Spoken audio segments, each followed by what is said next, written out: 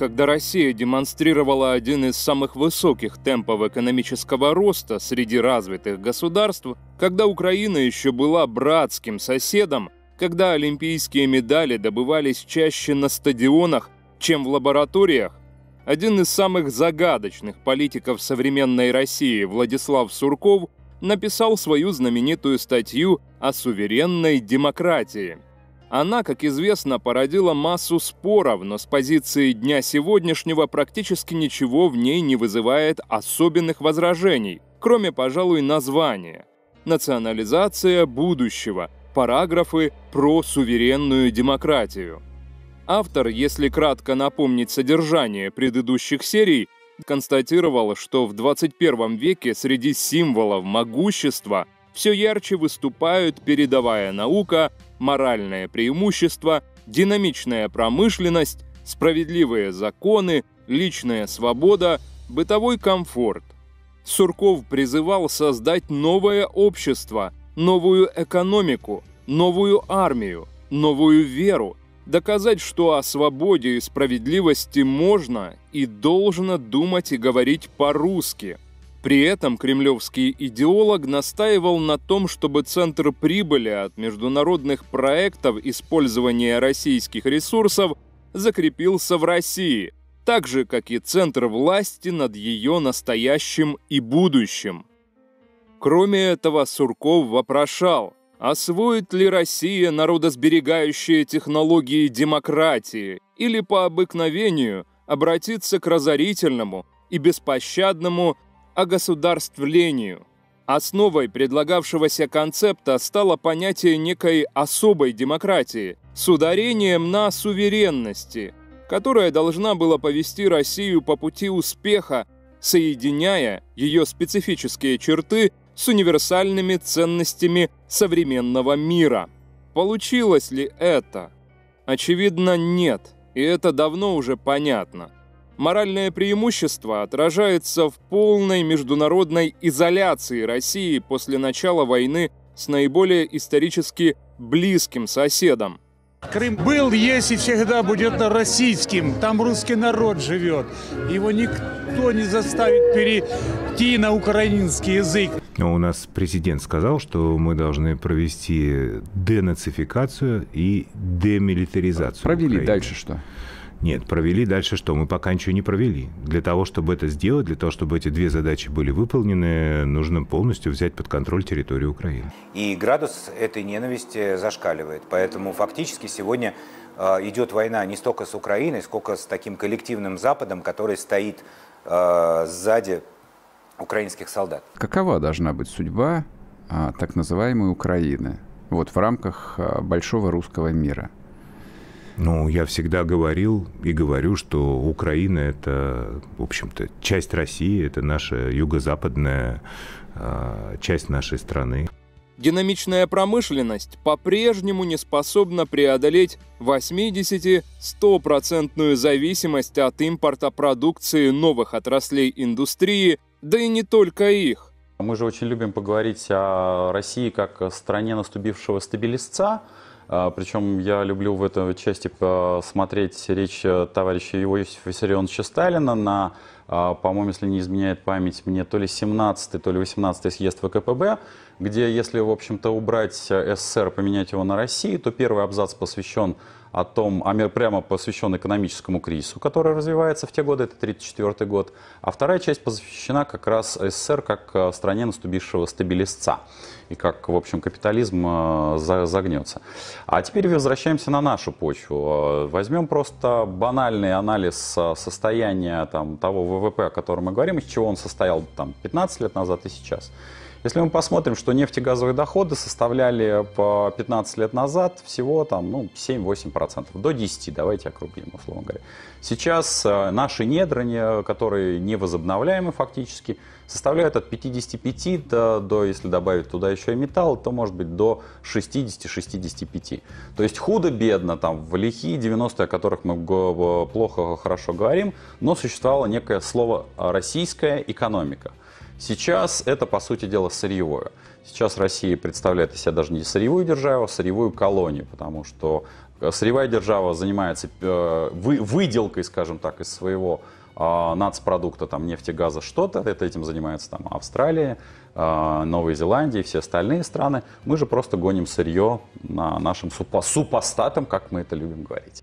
Бытовой комфорт наполняется особо оригинальным содержанием по мере замещения качественного европейского сыра молочными фальсификатами. Любителям сыра с этого дня следует внимательнейшим образом изучать состав любимого продукта. Тут выяснилось, что он большей частью на наших прилавках подделка. Хуже всего с сырным рынком. Россельхознадзор заявил, что 78% всей продукции – фальсификат. А Роспотребнадзор и вовсе при проверке наткнулся на 24 несуществующих завода. То есть некачественная продукция в магазинах лежит, но где она производится, никто не знает. Экспертиза товаров, выборочно закупленных Ярославским институтом качества сырья и пищевых продуктов, показала: 92% проверенной сгущенки, 90% сыра, почти 80% масла и около 60% мясной продукции являются фальсификатом. Новая вера оказывается очень старой, порожденной иллюзиями и мифами православных иерархов и их последователей, вдохновляемых решениями церковных соборов тысячелетней давности. Всегда говорю, 3 раза русская армия Берлин брала. Вы Москву не взяли ни разу. И запомните, передайте всем поколениям, никогда не возьмете. Никогда вы не возьмете Москву. Ни Америка, ни весь Запад, который сегодня ополчился против нас, не сломить русского солдата. И они рассуждают, что этот народ победить можно. Да нельзя его победить, потому что нет милосердней народа на свете. Почему нас Господь любит? Почему Господь дал нам 6-ю часть суши, 6-ю часть моря одной стране? Потому Он нам и дал, потому что мы русские люди, потому что мы благочестивый народ. Нет сильней нас в мире народа. И никогда на земле не будет, потому что не евреи избранный народ, а русский человек народ избранный, чтобы вы знали. Для Господа и для Богородицы мы народ избранный. Аминь. С нами Бог. Мы русские, с нами Бог. Говорить о справедливости по-русски, то есть на языке страны, распределение богатства, в которое является самым неравномерным в Европе, довольно странно. И ответ на вопрос о том, обратится ли Россия по обыкновению к разорительному и беспощадному огосударствлению, уже дан самой жизнью. Да куда же ей уйти от этого?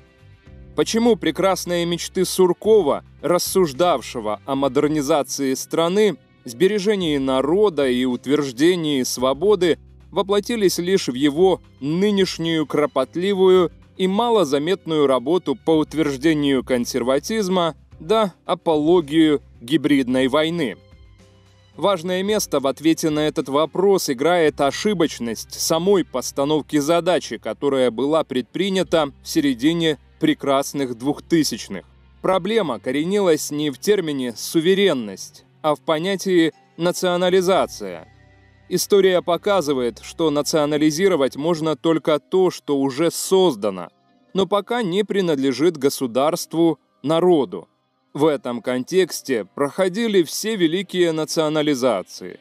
Они перераспределяли уже имеющиеся богатства, причем в некоторых случаях это приносило позитивные результаты.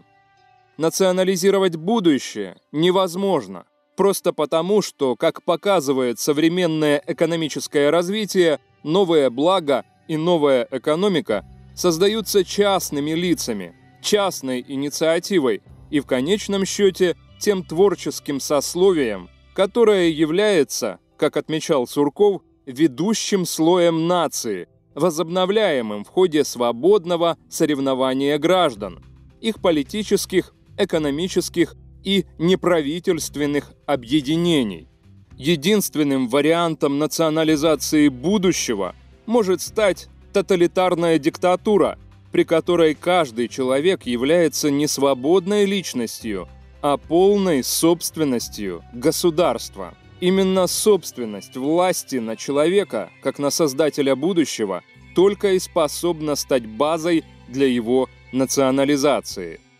Это происходило в Советском Союзе, в сталинские времена, но было, как хорошо известно, несовместимо с любым сбережением народа, каждодневно оборачиваясь прямым убийством или доведением до смерти тысяч граждан страны. Нынешняя российская власть, к сожалению, не научилась ничего создавать. Она может только перераспределять и национализировать уже имеющиеся блага. В целях стабилизации отношений собственности и недопущения каких-либо возвратов к теме ее передела, считаю возможным поддержать предложение об уменьшении срока давности по приватизационным сделкам с 10 до 3 лет. Причем речь идет здесь о всех приватизационных сделках, совершенных и юридическими лицами, и гражданами Российской Федерации. Полагаю, что для граждан это особенно важно. Речь идет о миллионах наших граждан, которые в 90-е годы приватизировали квартиры. После такого сообщения гости заговорили с президентом легче и непринужденней. Представители бизнеса сетовали на административные трудности перемещения капитала, например, в соседнюю Украину, и корысть свою не скрывали. Вы имеете в виду открывающиеся возможности в связи с возможной деприватизацией и второй волной приватизации? Ну, применительно к Украине, да, у нас есть на самом деле действительно хищный интерес к этому. Я не стесняюсь этого слова, поскольку мы считаем, что для нас экономическое доминирование в республиках СНГ – это самый такой разумный и рациональный способ роста. В то время как в мире каждый год появляются десятки новых идей и концепций, россияне занимаются только национализацией идей Ивана Ильина и ему подобных граждан, создававших свои теории, не будем вдаваться в их содержание, в XIX веке или в первой половине XX столетия. Бессмысленно надеяться на появление новой экономики из случения квазирелигиозных догматов и умозрительных концепций, давно отживших свой век. Но больше ничего подходящего для национализации под рукой нет и вряд ли появится, хотя бы потому, что современные знания создаются по законам Creative Commons, творческих сообществ, и вряд ли могут быть кем-то присвоены.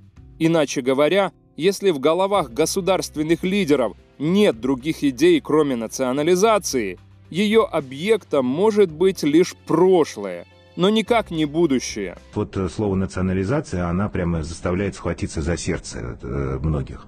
Но ничего в этом страшного нет, потому что если, допустим, самый банальный и смешной пример с Макдональдсом, продукты российские, здания находятся у нас, технологии все понятные тоже, так сказать, находятся в стране, что мешает делать под другой вывеской те же самые бургеры и картошку? Да ничего не мешает.